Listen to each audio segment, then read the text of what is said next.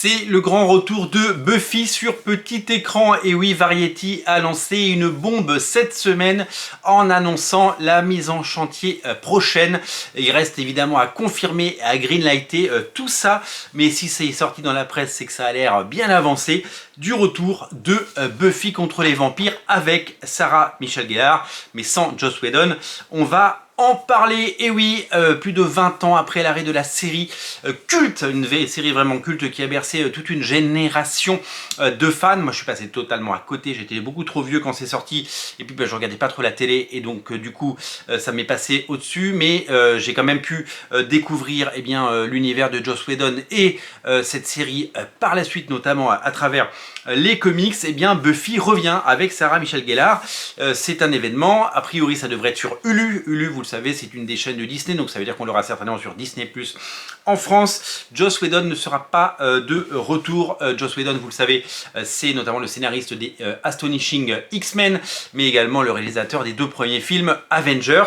Il est aujourd'hui persona non grata à Hollywood avec, vous le savez, cette chasse aux sorcières qui s'est organisée tout autour de tous les gens qui ont eu un comportement déplacé. Donc a priori son comportement à la fois sur les tournages et avec ses actrices totalement répréhensible, si bien qu'il est grillé à Hollywood et qu'on ne le verra certainement plus, malgré évidemment tout le mal qu'il a pu faire autour de lui. Il laisse derrière lui une œuvre, donc Buffy, donc Astonishing X-Men, qui continue d'être le meilleur point d'entrée pour débuter les X-Men, et puis surtout le premier film Avengers qui a été quand même un sacré événement. Donc Michelle Gellar serait de retour pour reprendre le rôle de Buffy Summers, et ça fait évidemment plaisir, puisque c'est quelque chose que les fans attendaient depuis longtemps. La mode, vous le savez, est au revival, faire revenir les séries cultes, avec évidemment les fans qui ont grandi avec et qui ont vieilli et qui ont depuis eu des enfants, pour pouvoir évidemment transmettre ce genre de projet. C'est Nora Zuckerman et Lila Zuckerman qui vont à la fois écrire et s'occuper d'être showrunneuses de cette série.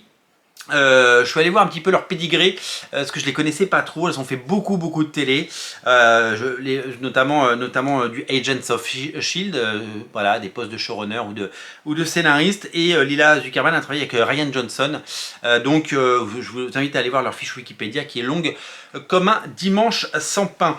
À la réalisation de ce pilote, puisqu'on parle d'un pilote pour le moment, c'est Chloé Zhao, et réalisatrice des Éternels bien sûr pour Marvel Studios, mais également de Nomadland, le film primé aux Oscars que j'ai finalement vu et qui est un film assez poignant. Je vous invite à le découvrir.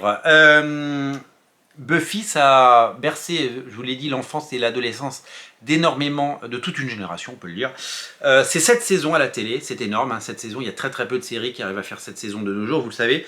Et il y a eu une suite, il y a eu une première suite, une suite en comics, puisque la série s'est arrêtée pour multiples raisons, peut-être des audiences en baisse ou une lassitude du public, mais ça a continué en comics chez Dark Horse et chez Boom Studio. Il y a eu 5 saisons supplémentaires, et donc ça s'appelait Buffy saison 8, Buffy saison 9, Buffy saison 10, 11, 12, et il y a plein de grands noms qui sont venus travailler sur ces comics, donc on peut espérer, imaginer peut-être aussi un retour de Buffy en comics.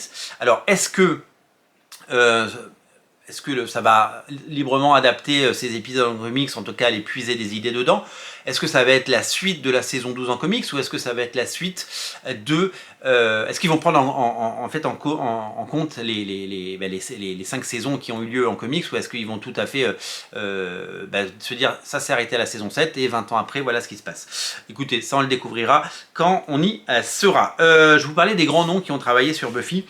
Il y a Christophe Golden, il y a Scott Lobdell, Fabian Nicieza des X-Men. Scott Lobdell est comme Joss Whedon totalement persona non grata à Hollywood, vous le savez maintenant. Joss Whedon a lui-même écrit et donné de sa personne pour écrire des comics. Drew Goddard et Stephen D. Knight, des gens qu'on connaît, qui ont travaillé sur des films de super-héros depuis.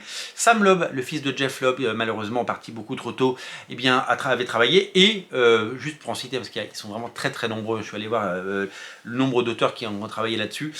Brian Kevogan de Saga a également travaillé là-dessus. En France, c'est Panini Comics qui a édité ces comics avec un large succès. Je me souviens que à l'époque d'Original Comics, c'était il n'y a pas si longtemps, et bien quand ont été édités ou réédités des albums de Buffy, il s'est passé quelque chose.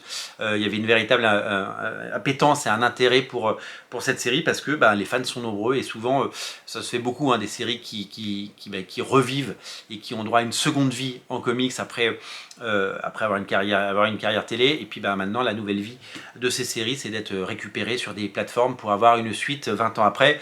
On pense évidemment à X-Men 97, on pense à des séries comme Bref, qui reviennent sur Disney Plus aussi, avec une deuxième saison de Bref. Donc vous voyez, les bonnes séries ont droit à un retour. Est-ce qu'il faut espérer des retours 20 ans après, les Inconnus avec le retour des trois frères et Jacouille la fripouille et Godefroy de Montmirail avec le troisième visiteur, ils nous ont prouvé que c'était pas toujours une bonne idée, mais on peut espérer évidemment de jolies choses. En tout cas, réjouissons-nous pour la pub pop culture.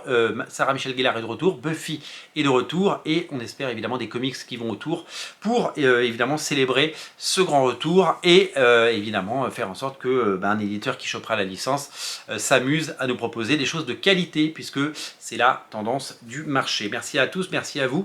Réjouissons-nous de ce retour et espérons de plein de jolies choses dans nos kiosques et dans nos librairies. Merci à vous, merci à tous. On se retrouve très bientôt. N'oubliez pas de vous abonner à la chaîne, bien entendu. Salut!